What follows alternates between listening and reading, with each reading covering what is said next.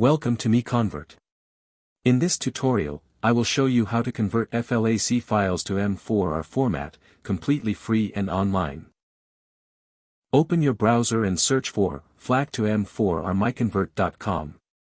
Click on the first result to go straight to the converter. You are now on the FLAC to M4R converter page. The interface is clean and easy to use. Let's upload a file. Click the Choose File button. A file picker will open.